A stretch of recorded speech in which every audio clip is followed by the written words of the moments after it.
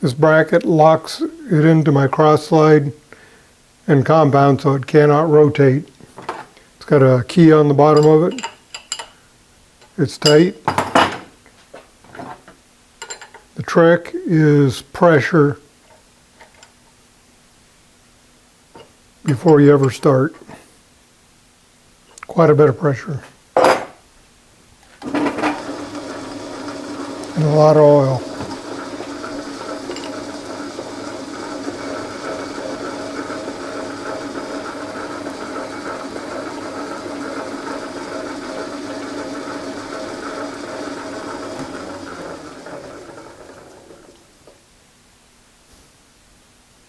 And this is a flimsy tool. Someday I'm going to make one that's better. It tries to do like that.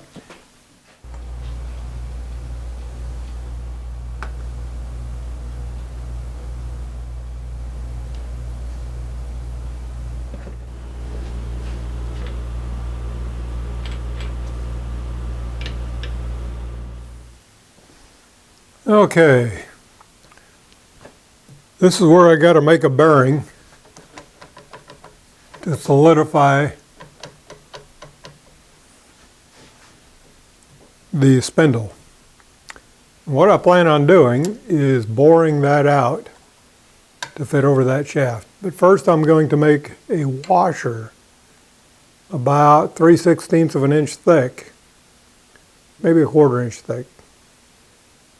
Press this in it, then trim it off flush, and then bore it out to slide over this. And then I'll drill 3 holes in the washer, small holes, transfer the holes to this, drill and tap this, and then bore the holes larger, slightly oversized so I can let it find its own center and then tighten the screws.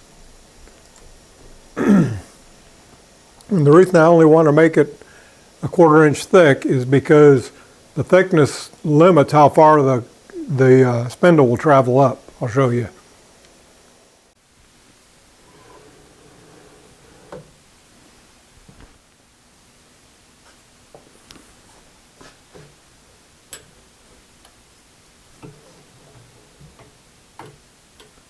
See, it's right now it's almost touching right there. So if I make something very thick, and 1/4 inch thick will limit it a little bit. That's at the extreme high end. I just don't want to limit it a whole lot. But I'm going to make it a 1/4 inch thick.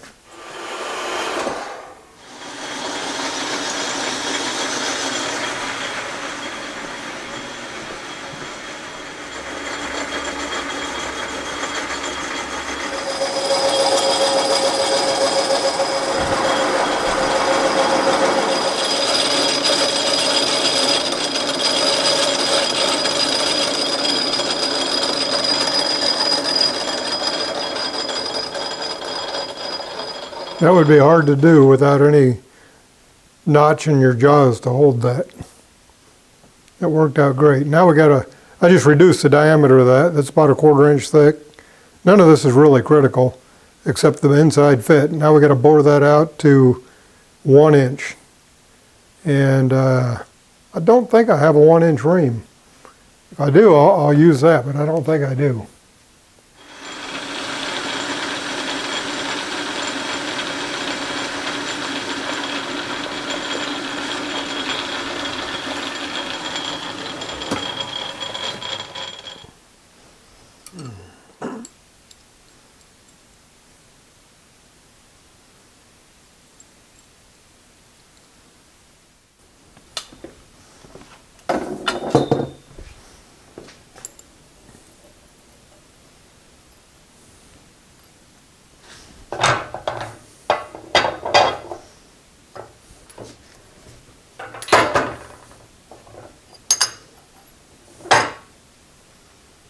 I like it.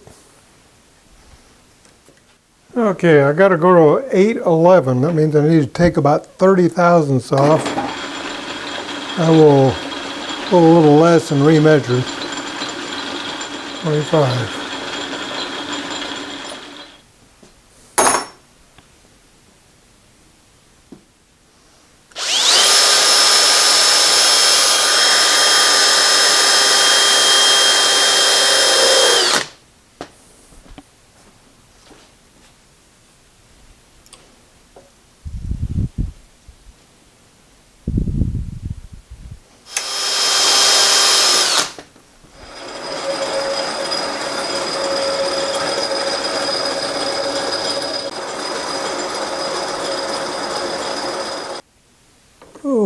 kind of snug. I wonder if that's got a burr on it.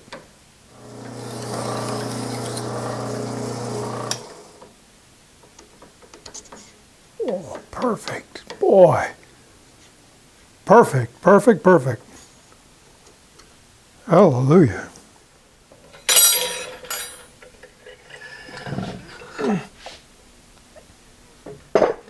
Okay, I've got the mill table off, and I've got a dial indicator set up on it. And I've got this locked right here. So this is firmly locked in here, so there's no play in here. So all the play that I'm measuring on this dial indicator is in the spindle here. And right now, let me zoom in on that dial indicator. Okay, I know this is bad. It's not super bad, but it's bad enough. But I just wanted to get a comparison when I put the bearing in to see if I really made any significant difference. But I'm probably about well, it's 5 thousandths each way. 5 thousandths that way and 5 thousandths.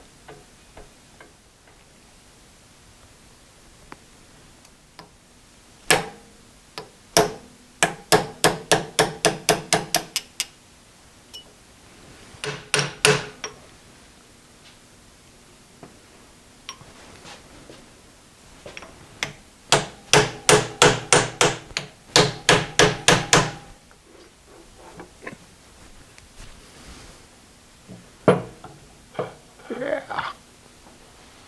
Cool. Okay, what I was going to do is put that on there centered and put some undersized screws in there, like some number 6 screws, this size for number 10. And that way, if it was very slightly off center, I could adjust for it. And I did it like that so that I would have at least a 1/4 inch of sleeve bearing area, but not take up all that room with the head of the bolt right there. But then I got to thinking, I got to drill holes in this for the screws anyway. Why not just open that up right there a little bit bigger than that. Open it up to exactly the same as that at first. Transfer my holes. And then put it back in the lathe and open it up a little bit bigger so it gives me a little bit of an adjustment in case that spindle is not exactly centered. I think that'll work out. And this depth right there just happens to be just shy of where those holes are. So it should work. And this oil hole's at an angle inside, it's lower than that. So it shouldn't interfere with anything.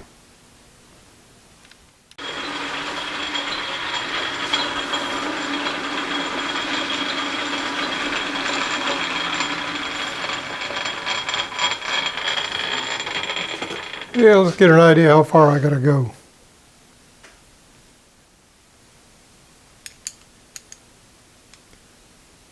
This is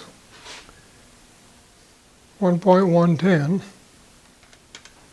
minus 0.875.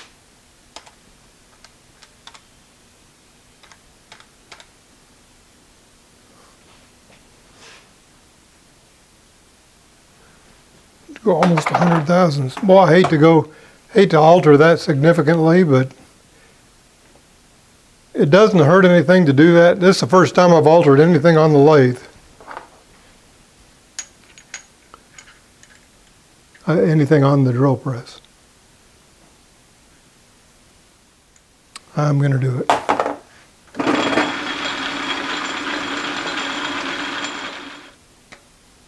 Yep.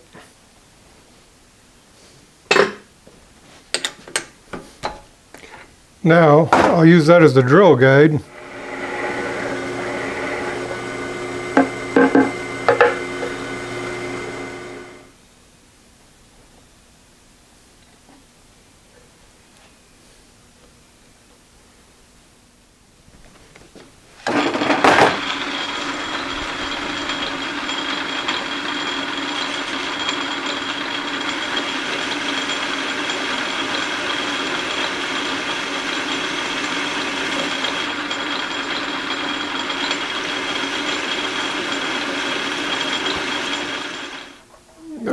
like it.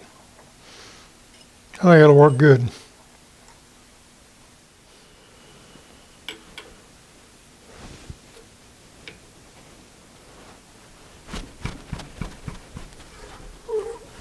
Boy, it's heavy without the counterweight.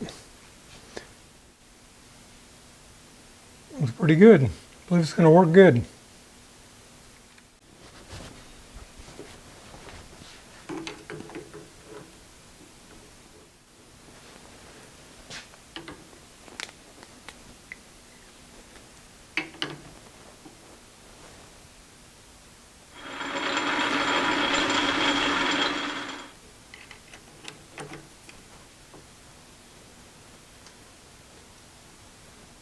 Well, looking pretty good.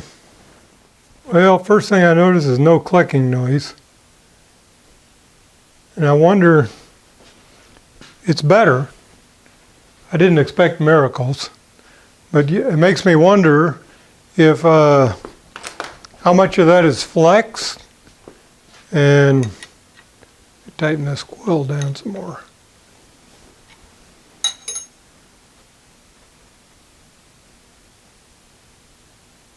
Each one of those marks there is one half thousandths.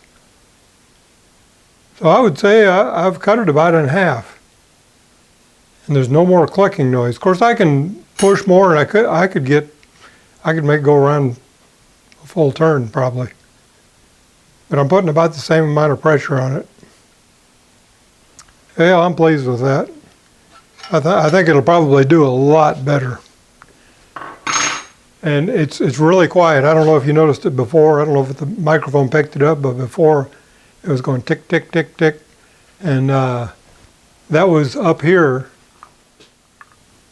that bearing right there. It's actually like kind of like a modern drill press spline shaft, except it's got two keyways. And I can probably make it. No, I can't. That bearing right there stabilizes it. But before, that shaft was going tick, tick, tick, tick, tick inside that clearance in that bearing. The bearing is for the pulley, and there's just a clearance in there that slides up and down, and that's your quill feed up and down. That's equivalent of a modern day drill press spline. It's just two keyways.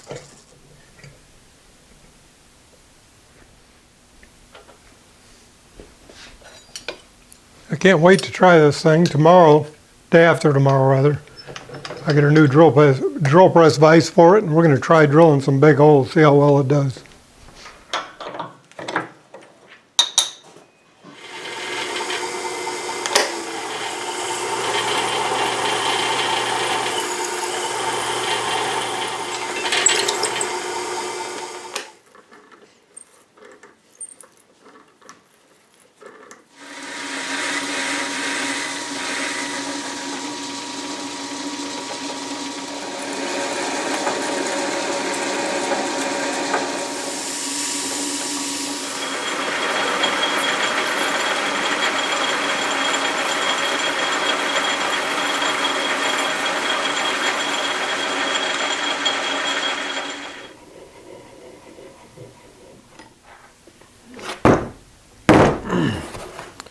Well, check out this vise I got. Nice vise. Nice vise. I've got, this is just like the one in my other drill press that I'm using on my other drill press. The lead screw's bigger. And this looks a little beefed up too. I don't know, the one in my other drill press is plenty good. But this is really a nice vise. First thing I noticed though is, paid about 30 bucks more for this. I bought the other one probably 5 years ago. They got these jaws swapped. You want the stationary jaw without the groove in it. That way you can set your 0 point on the back jaw. And then if you put something round in it, that screws up your 0 point. So this jaw needs to be over there. Wow. Looks like they meant that to stay put. Wow.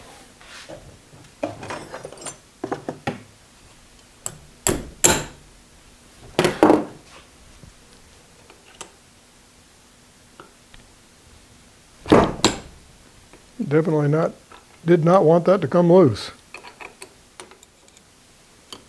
Well, the holes line up good. That's a good sign.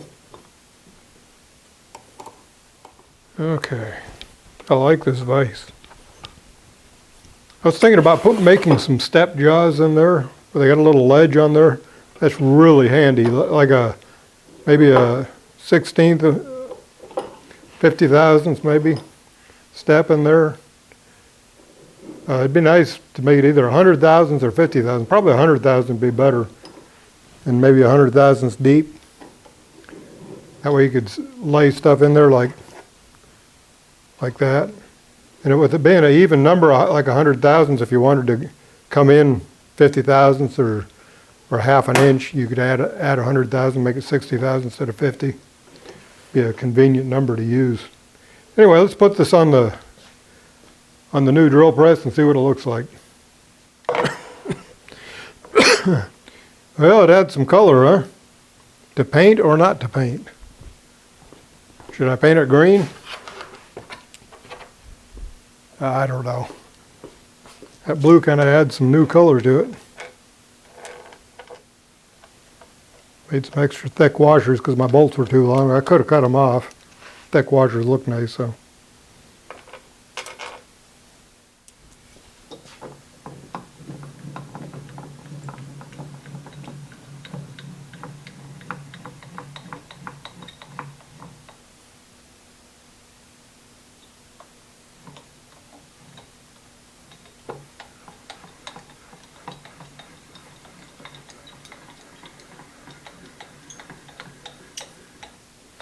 And really not that bad.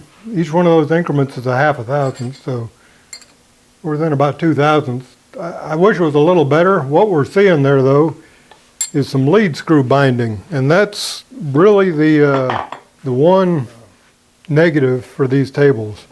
And I can fix that. I just haven't done it yet. The lead screw nut needs to have a shim under it. As that lead screw's traveling through the nut, as it gets closer to this pivot point right here, that's hard to describe. Anyway, as it gets closer to this hand wheel, it gets in a bind. So I gotta shim that nut. It's kind of a guessing game. I had to do the same thing on the other one. But if you're willing to spend a little bit of time doing that, the castings are really good on this table. I rate the castings a 9 out of 10, but the lead screws a 1 out of 10. That's why I was originally going to replace them with some 3/8 rod, which would have worked fine, but they would have been very slow moving. And I was a little concerned about that. 3/8 rod would work fine because I got DROs on it, but and I may do that eventually. Anyway, we're ready to give this thing a test drive. Okay, let's do some review on how to do some precision work on a drill press with a mill vise.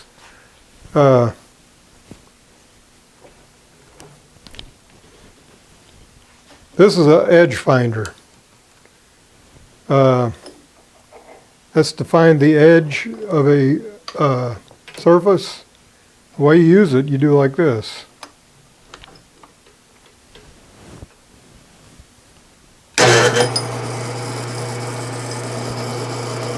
I get a different angle here. You move your XY table until you see that wobble there smooth out, and now you'll see it go to one side. Right there is where you want to zero your DRO. The diameter of that little end right there is 200 thousandths. So if I go 100 thousandths more this direction, I'll be in the very center of that center finder or edge finder. So I'll go back to look at my DRO and I move it exactly 100 thousandths.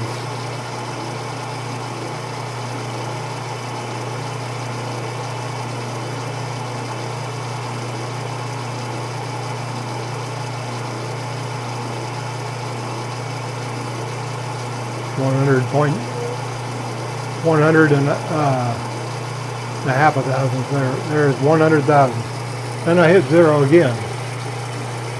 Now, hard to see, but if you put something pointed in that chuck right there, it would be sitting on the very edge of that jaw. So, that is 0 now. Everything we move on that DRO is related to that back jaw. So, now we're going to try drilling on this thing. I'm going to get it dirty for the first time. Got some homemade parallels there, that's what they call those. They're obviously been used, but parallel or cut parallel in various different widths to support something in your vise. This is 2.5 inches wide, and I want to put a hole in that right in the middle. So half of 2.5 is 2 1/4 or 1 1/4. So that's 1.125. So I'll go back to my DRO. I want to move it to 1.125.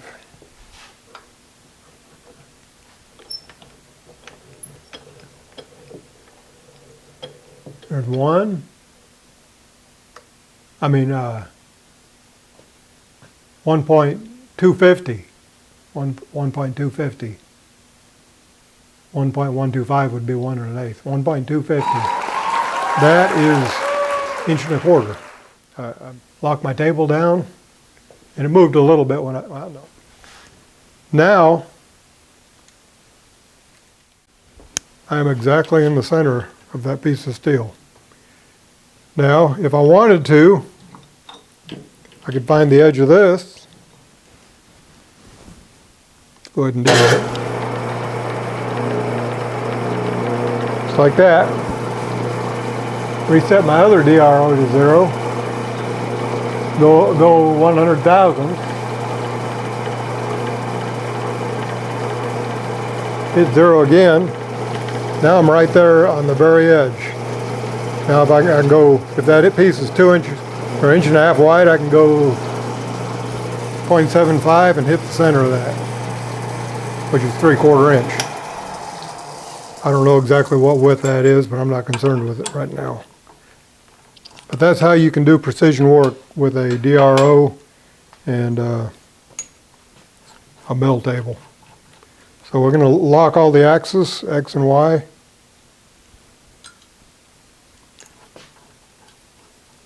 Put a center drill in there.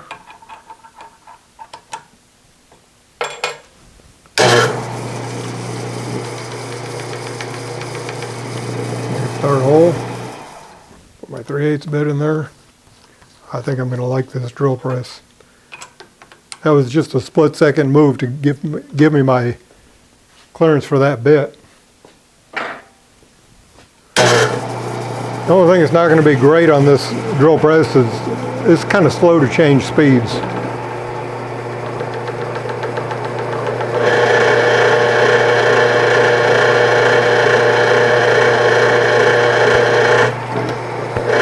I guess the motor's making noise. First time I've ever really put this drill press to any kind of work.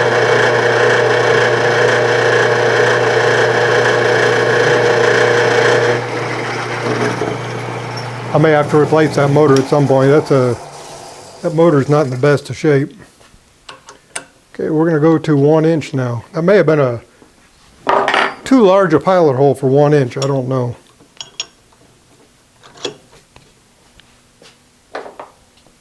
And we're going to slow things down for 1 inch.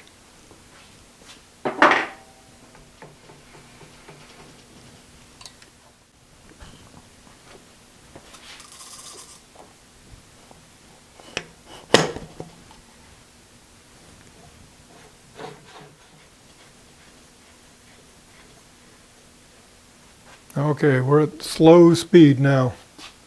I think this RPM is 240.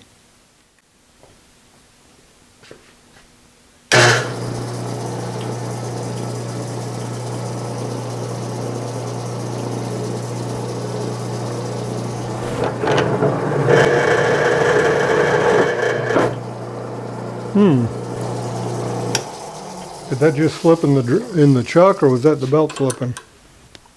I think that was the belt slip. We'll tighten that belt a little bit.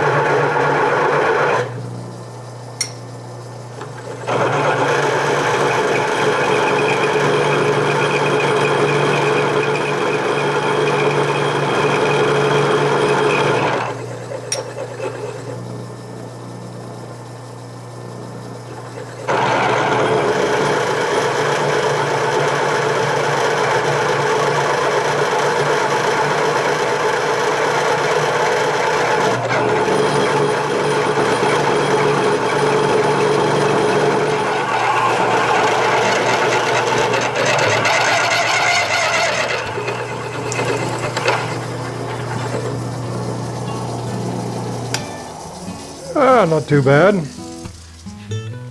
I don't think that belt slipping is going to be a huge problem, but it may be a problem.